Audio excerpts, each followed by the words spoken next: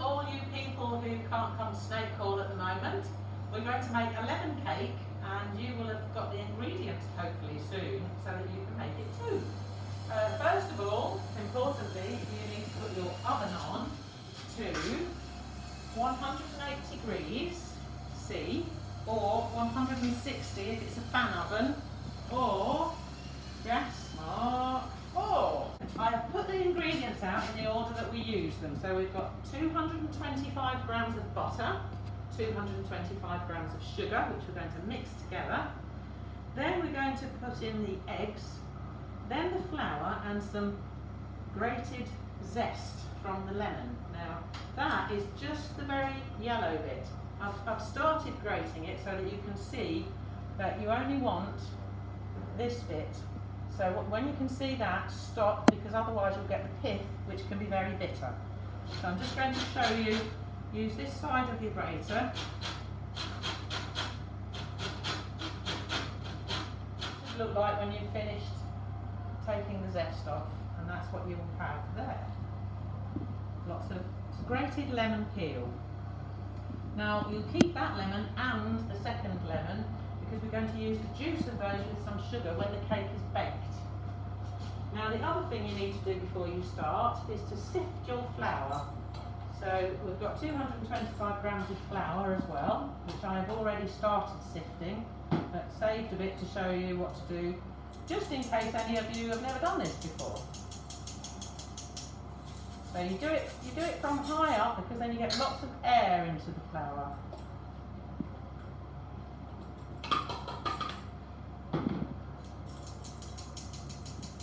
The butter, I should have said, needs to be at room temperature so that it's soft.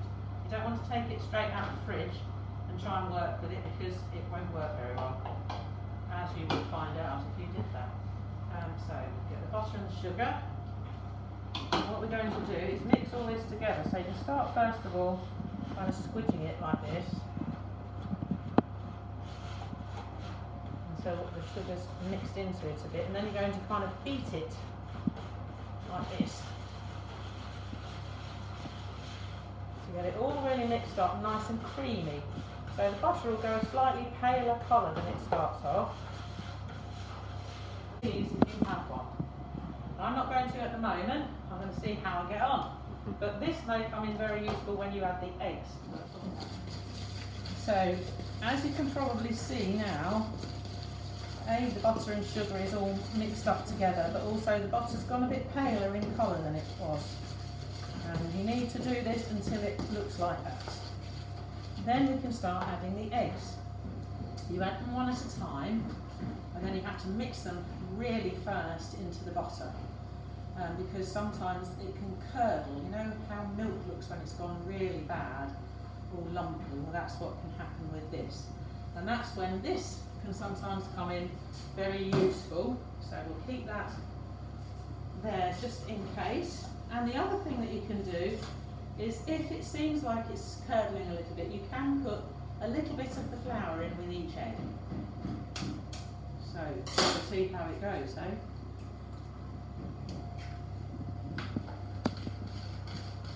Now, I'll give you an idea of how it can start to look a bit strange, and it can go like this, only worse, if you don't work really fast.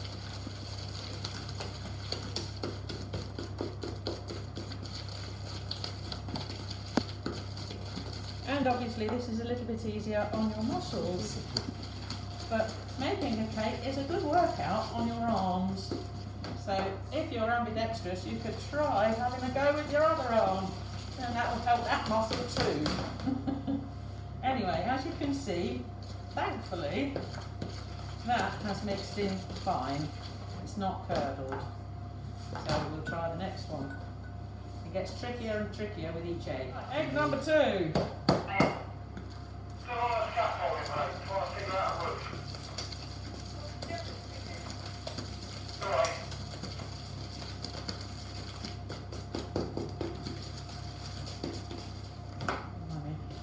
I'm going to use this now, because my arm hurts a bit and I don't want these eggs to curdle. Now, as you can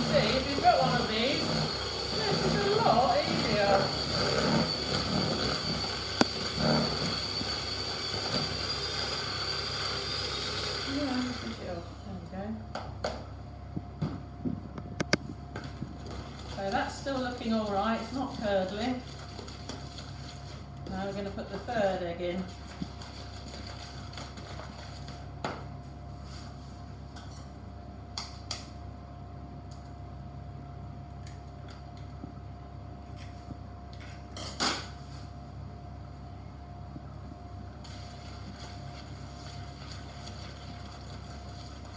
Flour in.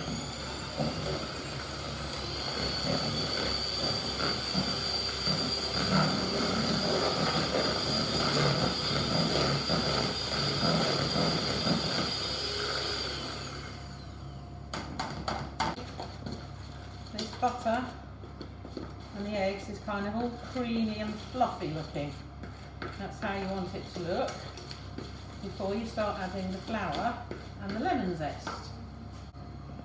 Next thing is, make sure you've got all the zest out of the grater.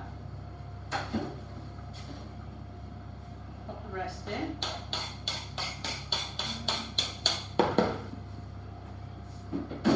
Now I forgot to say as well that you can either grease and line a loaf tin, or I think we are sending something out in the pack that you can bake it in if you haven't got one of those.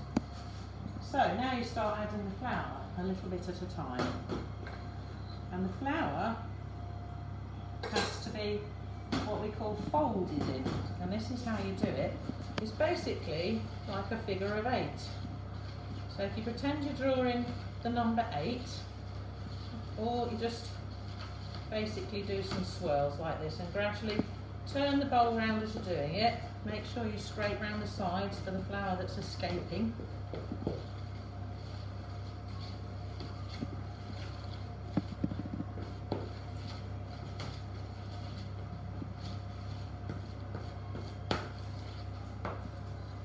Got all that mixed in, do the next one. And again, if you want to, you can use that if you've got one.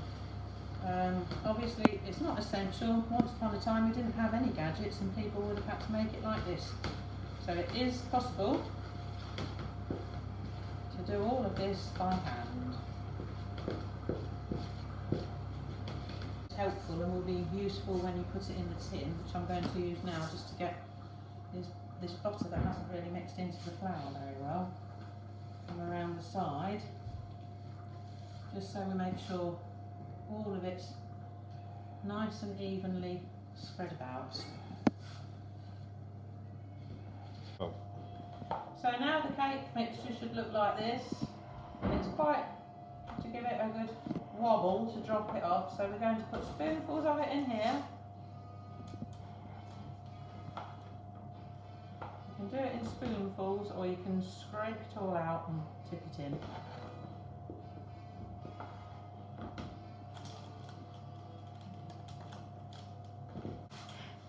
And then what we do is you get your spatula, or a spoon, the wooden spoon if you haven't got a spatula, or anything to just even it out so it's nicely spread around the tin and fairly flat.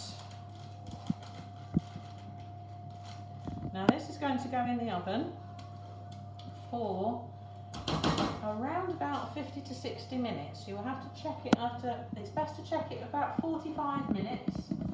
And if a skewer or a fork, something like that, goes in and comes out clean, we'll show you this later when it's baked, then it's ready. Because obviously oven temperatures vary from oven to oven, so you can never say that the cake bakes exactly this amount or that amount, because it will depend on your oven. So we're going to pop this in on the middle shelf and then set. And if you haven't got a timer on your oven or on your phone, then you just have to keep an eye on the time. Okay, so the cake's been in for 45 minutes. I'm going to check it. So I'm just going to put a skewer in. And if it comes out clean like this, then it's ready. If it feels sloppy or there's lots of bits sticking to it, then you need to pop it back in for a little while, but we're going to take this out. Now, what we've got to do next is make a syrup to go on the top that sinks in and makes it a bit nicer. And we leave that to cool for 5 minutes before we put the syrup on, so we've got time to make the syrup, which is basically 75 grams of caster sugar and the juice of 2 lemons, the one that you'd taken the zest from and the other lemon that you've got. So we'll get the juice.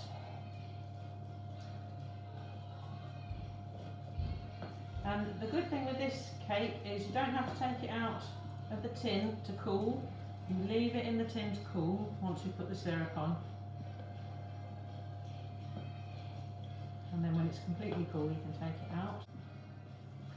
There's lots of different recipes for lemon. This is actually called a lemon drizzle cake, but I don't like to call it that because most drizzles leave a bit of crunch or something on top, and this one doesn't.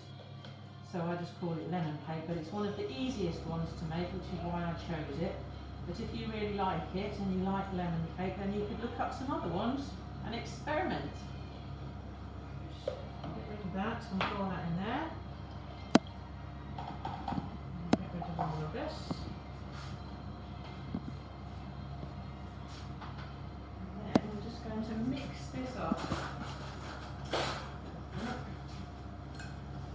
So just mix all that up until the sugar's dissolved into it. And then when we've given this a few more minutes, we're going to make lots of holes in it with the skewer. If you haven't got a skewer, you could use a fork. And then we're going to spoon this lovely sugary lemon juice over the top. Right, so what we're going to do now, this has been cooling for 5 minutes, is make lots and lots of holes.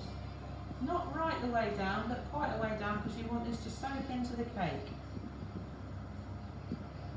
So that it'll have an even more luscious lemon flavour and be very moist. This don't like lemon cake, but I'm sure you can make it for someone who does.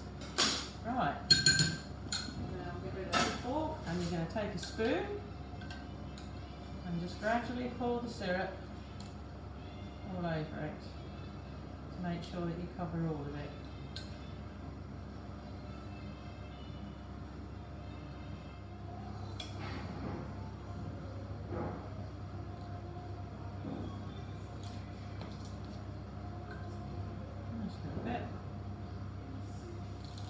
And then we're just going to leave this to cool completely and then take it out of the tin and eat it, hopefully.